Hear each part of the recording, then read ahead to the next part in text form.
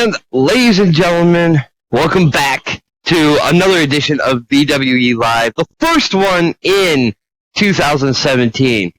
And as always, if you want to share your comments, go to @VWE Live on Twitter, and we will get those on the screen and let your voice be heard.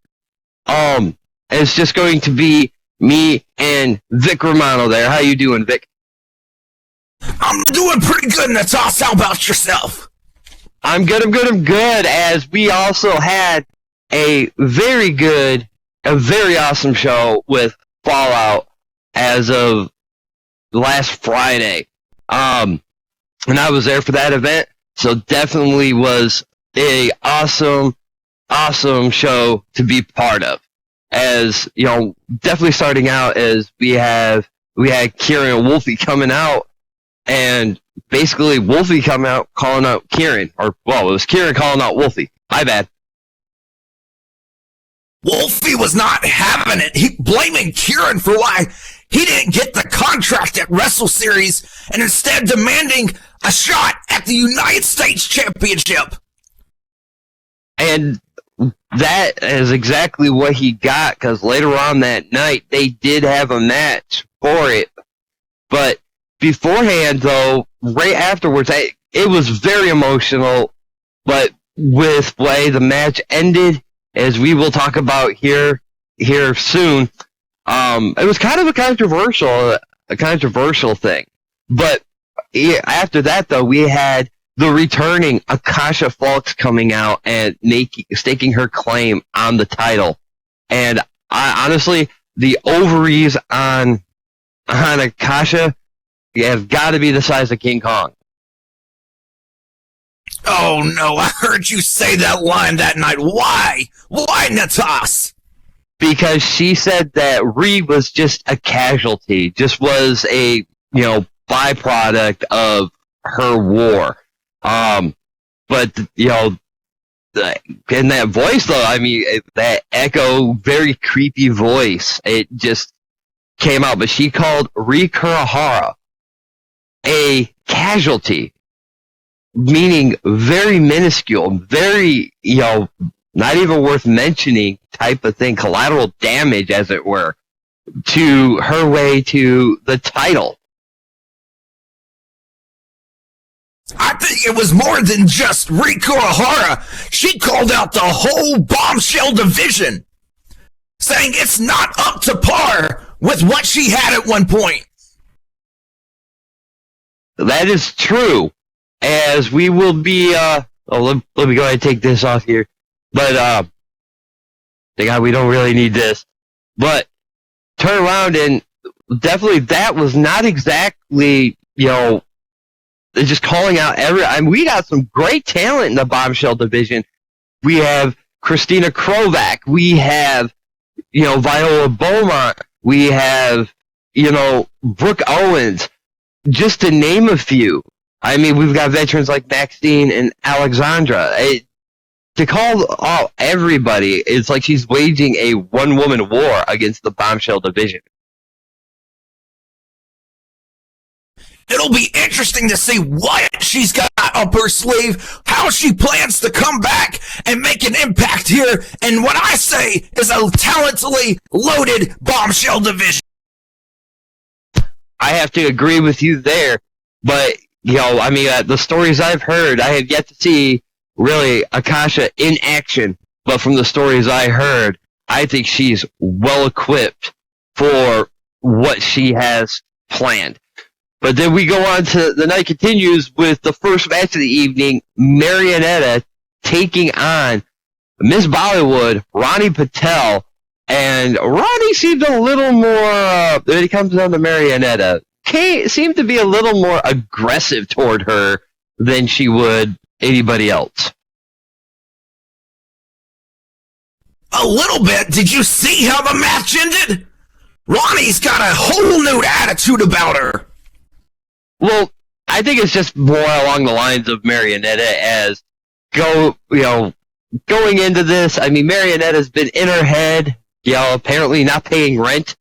I'm not sure how that would work, as, I don't know how Marionetta can actually physically live in her head, but, whatever the case may be, apparently Marionetta's been on her mind for a long, long time, and I think it's finally gotten to Ronnie. Perhaps you get enough pies thrown at you, it'll drive anyone crazy. But, it's going to be very interesting to see what's going to happen with these two, because I think this is far from over. I don't think Ronnie is going to stop against Marionetta. I think Ronnie is going to continue with some kind, trying to establish and give Marionetta good karma in her own way. If not, she's going to gather some very, very, very bad karma along the way. Well, being the way their Fallout match ended with Ronnie getting disqualified, I'd say that the trickster might have a little revenge trick up her sleeve as well. And surprisingly, she was able to limp out of the ring. She's lucky that Ronnie didn't break her ankle with that Bengali lock. Definitely going to see that she definitely has more. Ronnie has more of a aggressive attitude, not this laid back, trying to gain good karma type of thing. I honestly feel that she is going to want, revenge basically on Marionetta for whatever reason. But going on later on, we see some backstage footage of Austin, Derek, Jeffrey, and Stewart. Now, at Wrestle Series, Jeffrey lost, and Austin now has control of his contract. As you've seen on there, Jeffrey tried speaking up. Austin did shut him down, and it seemed like with that leverage, the Misfit did end up using, trying to mouth off, but not as aggressive as he once was, at least not at Austin. Well, anybody that was at Wrestle Series knows that match was a disgrace. The poor ref got taken out, and who comes out? One that has his paychecks signed by Austin Knight himself. Well, and that's going to be the thing. The thing about that is the fact of without an officiate there, that match wouldn't have ended. So, it was a good thing that Miguel was out there, was in the back, ready. Now, regardless on how it was, we couldn't wait for the ref to actually get, pretty much wake up. So, with Miguel coming out there, it ended the match, but not in the fashion that it should have been. I will agree there. But a little bad thing there about Miguel because of that and who signs his paychecks. Well, Stuart Wharf told them that he pretty much gave him his walking papers because of that. And Derek and Austin didn't seem too happy about it. Well, I have to be on the side of Stuart Wharf with that decision. One of the biggest matches on the Wrestle Series card, and you end it by a fast count out. That's ridiculous. Give him his walking papers. Get him out of here. But now it's going to be, though, is now we have this unwilling alliance, though, between the Misfit, Derek Colt, and Austin. And the reason why I say unwilling is because, well, the Misfit didn't want to be in that situation. And he is forced to because Austin holding his contract. What do you think is going to happen? Way I see it is both the Misfit and Derek Colt are both forces to be reckoned with here in VWE. But what do you think is going to happen? Austin Knight is like a Hydra. You cut off his head and another one appears. We thought we saw the last of him at Beach Brawl. We thought he was taken care of. He was put out. And now look where he's at. He's got two of the biggest superstars in VWE today under his wings. And who knows how he can exploit that to his advantage.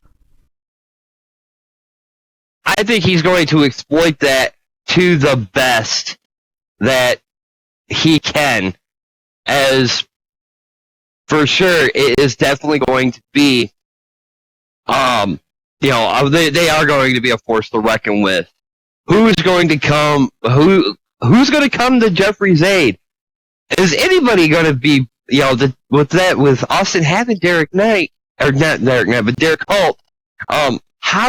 Is anybody going to even step up against the human concussion machine, let alone the Misfit, who's known for his brutality, his charisma, very charismatic, but known for his brutality in the ring. Both of these men are going to be it's going to be interesting who's going to right this wrong, because of the fact that Stuart Wolf can't do anything but fire the ref because, well, it was a legit match. Fast count maybe, but it was still count, and it's still in the books that the Misfit lost at Wrestle Series. But who's going to come save him? Is anybody going to come save him? Is anybody going to have the cojones to save Jeffrey Fireguard from his mistake? And even if someone can, sorry, Natas, but even if someone can, how could they be able to save Jeffrey Fireguard? Austin Knight has control of his contract. That's not something that anybody can just run out to the ring and solve. That's on a whole other executive level. And like I said, it's going to be interesting to see who's going to play that role, who's going to go on that executive level and play that card. So we're just going to have to wait and see. As right afterwards, we had Aphrodite coming out and discussing her win over Hillary, but Hillary came out interrupting her with a petition saying that she's going to get rid of wage a war, or get rid of everybody that's non-essential or that causes issues. And she had a petition to, fire the comm table. Ugh. That hurts my brain. I'm sorry. Fire the comm table. Yes, believe me, I was shocked about that petition myself. I don't think she's going to get any signatures on that, but hey, yeah, A for effort for her even trying. But after all that, the Crystal came out afterwards and started talking about their instead of wasting time being petty and then being whatever, that they should be worshiping her.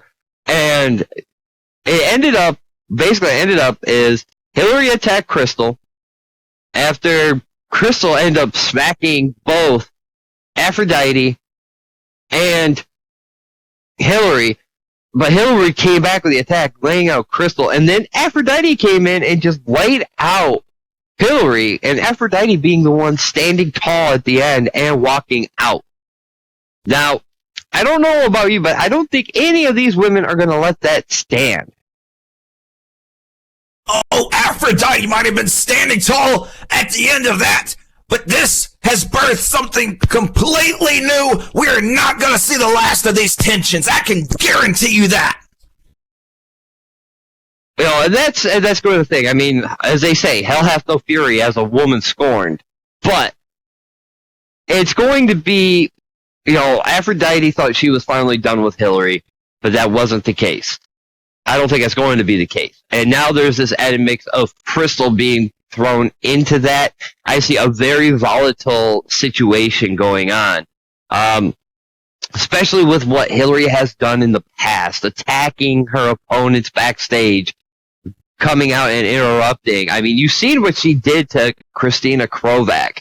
I mean, played her like a fine-tuned harp, and then just leave her out, and just walk away, leaving her like trash on the side of the road. It is definitely going to be interesting to see how that turns out. And now, the next match, though, was the United States Championship. Kieran Darkwatch taking on Wolfie Kessel. And it was a very good match to begin with, but the ending of it was a little... I don't know what to make of it. What happened? I was left with my jaw open. did Kieran just basically give Wolfie the title? I'm so lost. Well, before during the promo, he was saying that Wolfie wasn't ready. He wasn't ready to have the target on his back and all that. But Wolfie insisted that he was. So they turned around, and during the match, after basically, a great matchup between these two, a great physical matchup between these two, turned around, and after Kieran, looked like Kieran had the win after that German suplex off the top rope, he pulls Wolfie on him and lays down for the 1, 2, 3. And you're right, basically giving Wolfie the title. When he walked out, telling Wolfie, good luck holding on to that title. Now, I don't know about you, but I think that's part of, given the circumstances, it's like Kieran is trying to teach Wolfie a lesson, but trying to teach him the hard way because he wouldn't listen to words. But even a lesson, giving up your own title to teach it, that's on a whole other level. That's taking it to an extreme, ending your own title reign, purposefully losing it to what? To test Wolfie, to teach him? Hey, stranger things have happened, and it will be that case where, we're going to see if Wolfie can sink or swim. There's more than likely Kieran's got a bigger plan in mind, or is planning to go for bigger things, and knows that he can't do it while holding that U.S. title. So he chose to test Wolfie to, see if he's got what it takes to move up in the ranks, while he himself is also moving up in the ranks. I'm not sure what the plan is there with Kieran, but honestly, at that point, I was left speechless, and that was the first time. People were talking. I actually admitted that I was speechless about that, and people were. I seen it on Facebook that for once, the Toss Grimmore, the voice of Detroit, was actually speechless. If you're left speechless, they've accomplished something. But I don't think it was just you. I think the whole crowd was speechless. Everyone in the arena in Empire City was speechless. Who saw that coming? Nobody. If they said they did, they lied. Well, for sure. Kieran was proud of carrying Serenity around, or whatever the name of the week was. That seemed to get on Wolfie's nerves, and that, I think, fueled the fire as it went on. But, excuse me, but it's definitely going to be interesting to see what Wolfie does. And he was right. When you have a belt, a target is on your back, and everybody's going to be gunning for you, whether it be the U.S. title or the world heavyweight title, the world heavyweight title. On either case, people are gunning for your belts, and nobody is going to let up.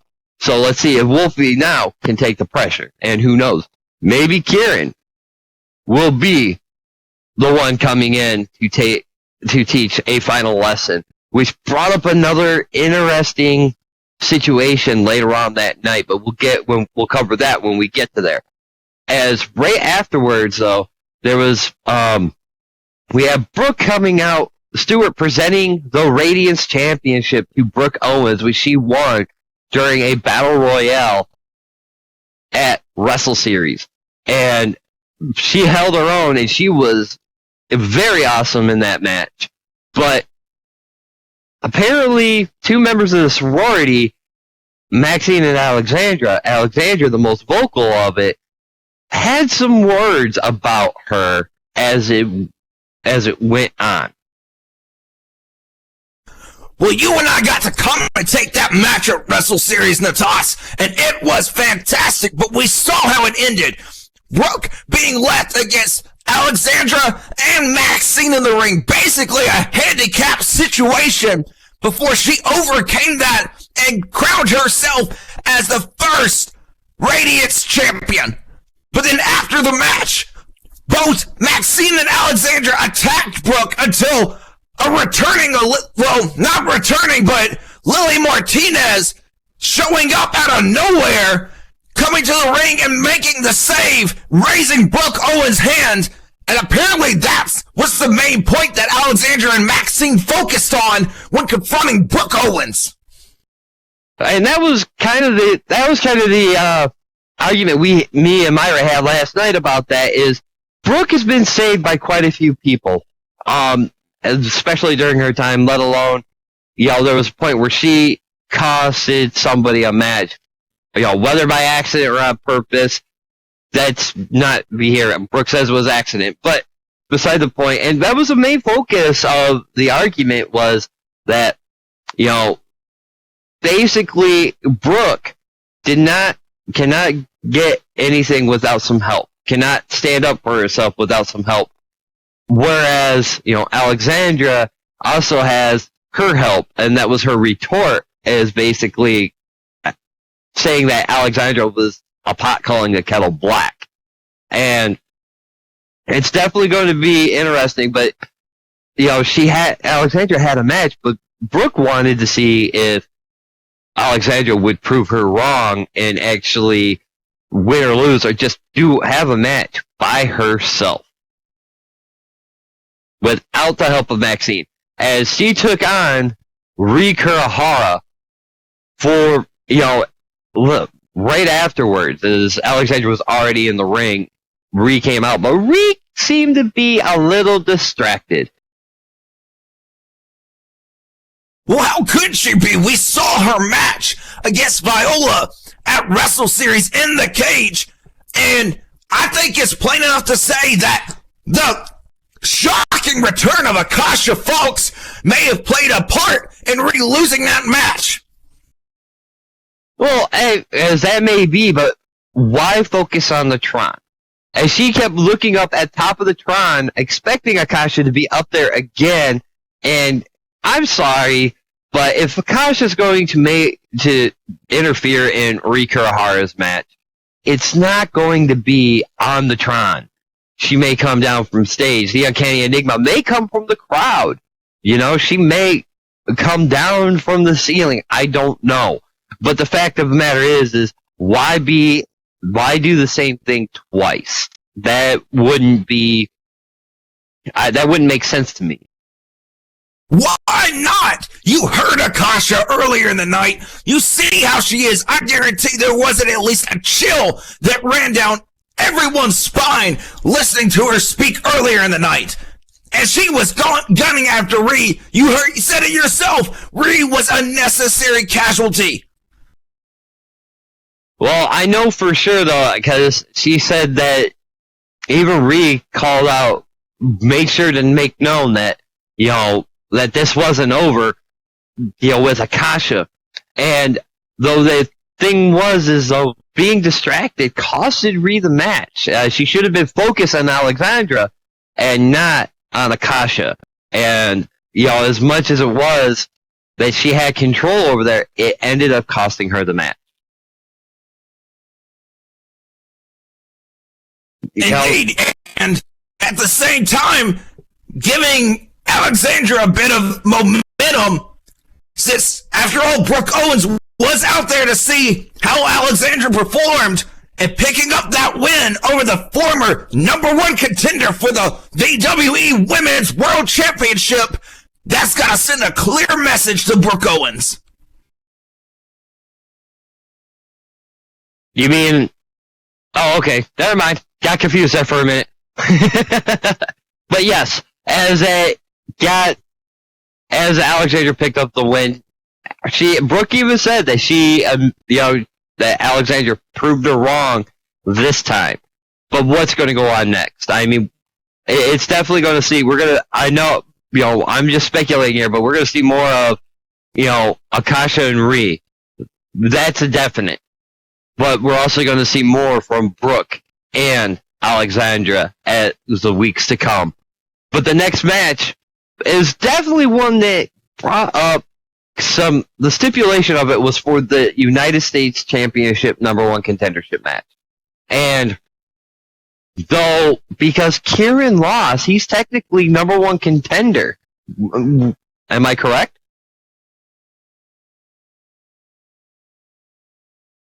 Well, according to the ZJ Stewart Wharf, who came out just before the match, that was the case. Because that United States Championship match wasn't planned for that evening. It was set by Kieran when Wolfie came out. So, Kieran losing does make him number one contender, which is why Stewart Wharf had to come out and change the stipulation of the match. And that change it he did, as he said that there was going to be a triple threat between Kieran, Wolfie, and the winner of this match between William Naples and Ren Blackheart. But it didn't get resolved there as much of a physical matchup as it was. I mean, we have, the brains of Ren Blackheart against the speed of William Naples, but it got to a point where both men were counted out, and it was a double count out. They were not able to get back up. And so what does that mean? I mean, does that mean that, Stewart Wharf's already said that it was going to be a triple threat? Is he going to have to change that up because neither man won? Because the winner of it was supposed to be the third person in that triple threat. Your guess is as good as mine there, Natas. Who knows what's going through the mind of Stewart Wharf? There has to be a winner. I mean, for all we know, since they both lost, he could throw it out, have it a one-on-one. We could have a rematch further down the line, and then find out who that definite third person is, or maybe upgrade it to a fatal four-way. Who knows? Only Stewart Wharf knows. Well, as that may be, it's definitely going to need to get resolved here in order to do that, because, I mean, granted, we have a rematch clause. Kieran has a rematch clause that he can take up at any point, but I think he's going to sit back and watch and see how Wolfie can handle being champion. But these two, William Naples and Red Blackheart, gonna have to wait and see what's going on, as these two were the picks for the number one contender. Look, we're gonna have to see how that goes on down the road and what comes on with it. But then again, speaking of championships, and rematch clauses, we had a rematch. We had the VWE World Heavyweight Champion, the Crusader, Vince Easterwood, taking on Cody Hooley, the former VWE World Heavyweight Champion, in a championship match for the belt. And it turned around, and once again, physical matchup. Wouldn't expect any less out of these two. But once again, though, Cody Hooley tapped to the Crusader, Vince Easterwood. 2 tap outs and back-to-back matches against the Crusader. You have to wonder if Cody's own godliness has forsaken him, because he's looked quite mortal in these past 2 fights for him.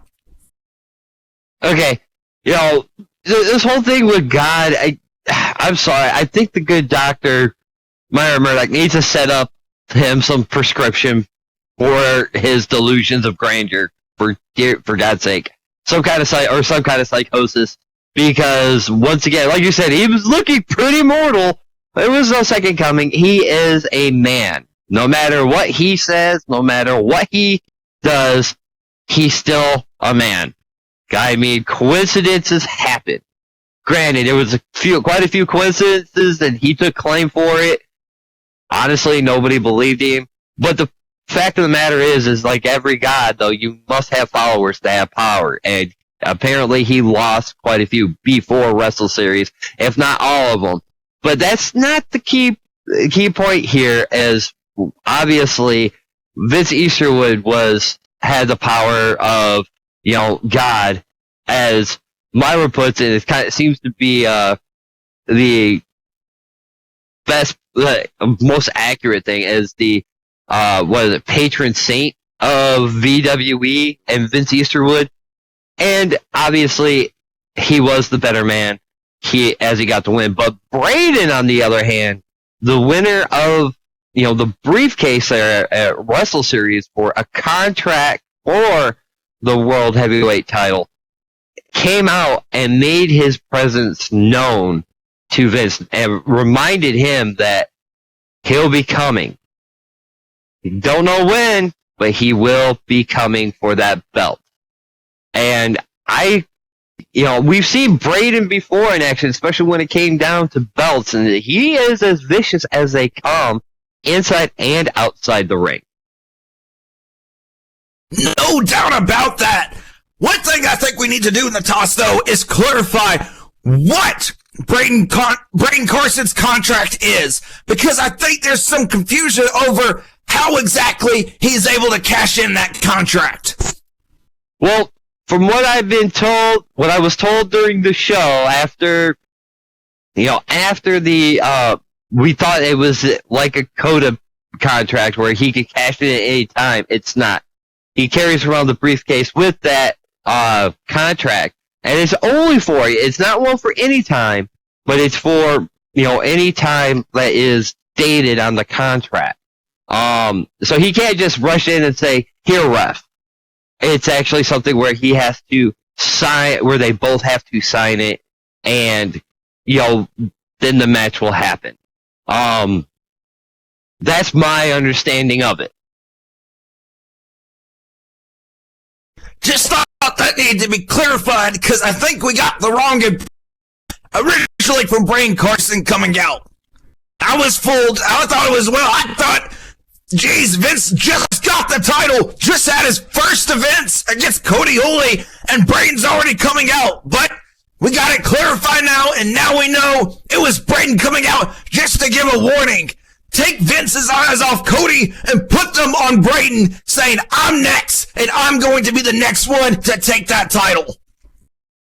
That's going to be interesting to see. Is I think though the chapter of Cody Hooley and Vince Easterwood has been closed, but now another chapter is going to be starting with Vince Easterwood and Braden Carson, as Braden Carson is the #1 contender, has that contract, and it's going to be interesting to see how the patron saint of VWE will take on the Carson brother that, is still around. As Michael's still around, don't get me wrong, it's probably not the best way for me to put it, but, which has been known as the better Carson, I guess, for this time, at this time. So it's going to be interesting to see what Braden has in mind, because Braden has been known for mind games, and when that don't work, physical beatings. So we will see how this works as it goes along. I think the one period, we put the focus on Vince and Braden there and for what's next. But what you said about this chapter between Vince and Cody ending, I think the definite period on that was when Cody decided he was going to get up on the comm table and say the saying that makes every VWE fan's skin crawl, "Have a nice," and halfway through it, the table broke, and instead it was "have an explicit," I'm not sure if I'm allowed to say on air. Definitely was interesting to see that as well.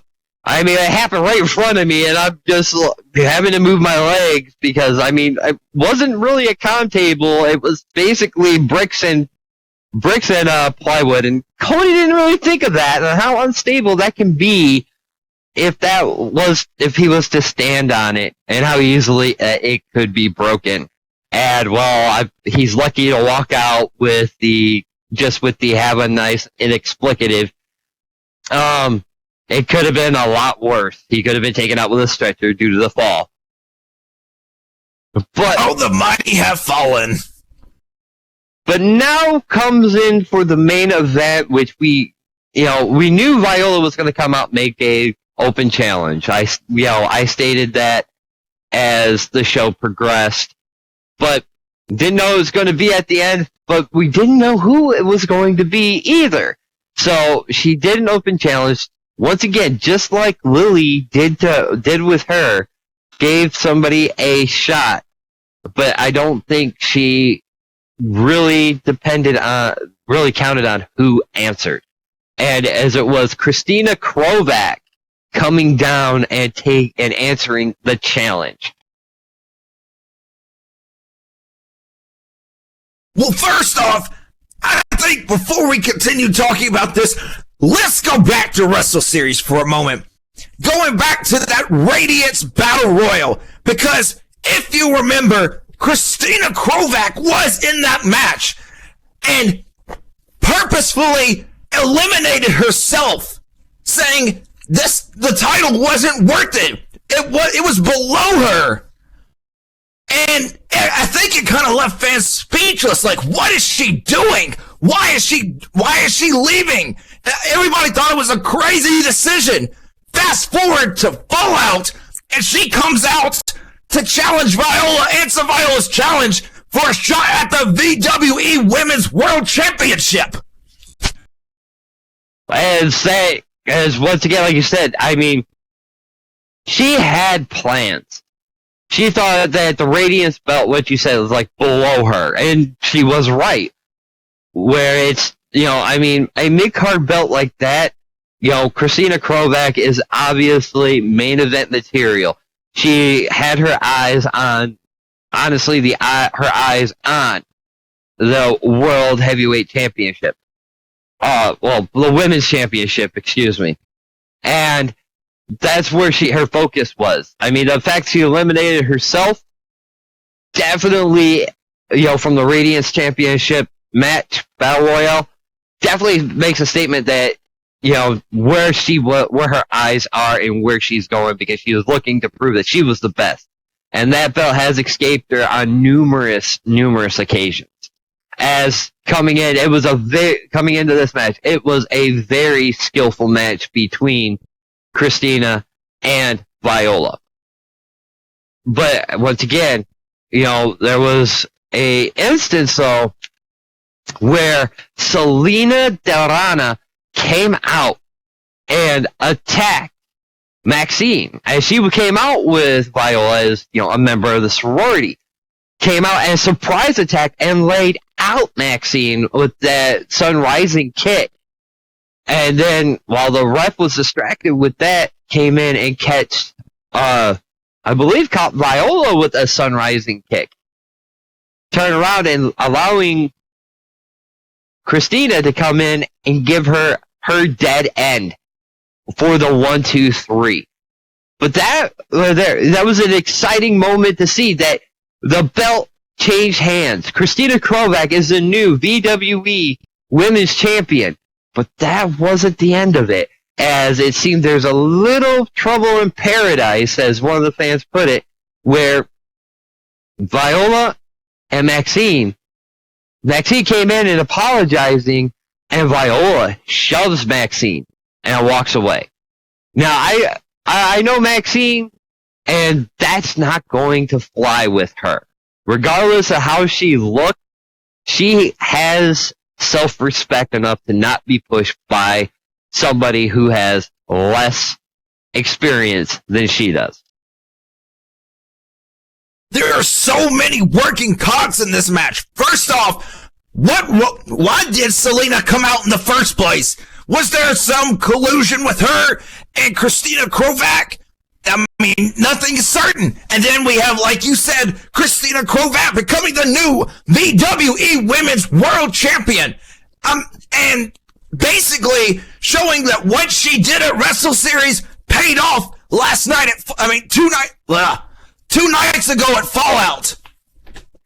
Well, and then, as you said, go ahead. I would say, to answer your question about what it is that happened with Selena, is the sorority, and she was getting payback because the sorority broke her ankle and took her out for several months. That's why she came out and attacked Maxine and attacked Viola, is the fact of revenge. It's that simple. So that's it? Was that the reasoning? That was that's the big thing about it. Whether or not her and Christina are in cahoots, it really depends on, we don't know at this point. But what I do know is that the sorority broke Selena's ankle, taking her out of action. Now, being with that, I mean, well, that would be more than enough reason to get revenge, don't you think? Oh, most definitely. Coming out and breaking your ankle, that's enough. That's enough reasoning for her to get anyone to get revenge. They targeted her, she's targeting them back. So, I mean, it's definitely going to be interesting to see what's going to transpire. I mean, like you said, there's a lot of working parts in this. There's the fact of, it seems like there's trouble in paradise with Viola shoving Maxine and getting mad, saying can't cover one person. Then turn around and then obviously Viola's going to be taking her reclaws and going against Christina Krovac one more time. When is she going to do that? Who knows? And then we have Selena in that factor. How is she going to affect this whole situation where they go off and try to get paybacks for the sorority taking her out? She might have already done so and causing a rift into their sisterhood. I think one thing that we can take away from Fallout Natas is there is nothing falling out as far as the women's division goes. If anything, there are some new cogs beginning to work. Because if we see how the whole night as far as women went, it was a whole turning of tables. Because you gotta think, we were just talking about Alexandra earlier in the night, also part of the sorority, and challenging Brooke Owens, showing her that she can take that Radiance title from her. Which then translates with the sorority to that main event. And it's going to be interesting to see, though, because the reason why the sorority has so much going on, it's definitely going to be a thing going on because they always had numbers in their favor. And because of that, the sorority, let alone Viola, was able to keep. Now, does that mean that Viola could do it on her own? Or could not do it on her own? Of course not. Viola did it on her own plenty of times with just the sorority around the ring. But now comes the point. Is this going to be Viola is going on her own? Is she finally realizing that, having friends close and enemies closer not going to be, the way to go in getting her title back? It's definitely going to be interesting to see because on how that works. There's also the fact of, like you said, there's Akasha, there's Bree, and Alexandra going with against Brooke Owens. But you can't take anything away from the men either, because once again, there's a lot of new pieces being involved. I mean, Braden with the coming out and telling Vince that he's next, and then still the U.S. Championship having to be resolved. So, I mean, it's definitely going to be curious on that. But, folks, that was our wrap-up. Make sure that you are here all week, as we will return in 2 weeks as, VWE Live will return here in 2 weeks. As prime time, once again, VWE prime time is going to be Wednesday, 5 p.m. SLT, where you will see the main event being Cody Hooley taking on Kurt Bombastic. And then on VWE Edge, Friday, 6 p.m. SLT, we have Michael Carson taking on Braden Carson and taking on Jeffrey Fireguard in the main event. But we did end up moving VWE Pulse to Sunday at 1 p.m. SLT, so in 1 week. So definitely, folks, be there for those. Find out what exactly is going to happen. We have on Edge. We have Carson versus Fireguard. Don't know how that's going to be. If that was just booked, or there's going to be more to it, as Austin is saying, get him because of Braden having that contract. Going to interesting to see how the loss of the rematch clause is going to affect Cody Hooley against the irresistible one, Kurt Bombastic.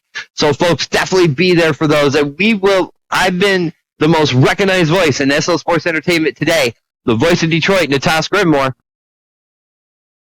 And I've been Slick Vic Romano, welcoming you to a new year for the VWE. New year, everything new happening. You don't want to miss a second of it.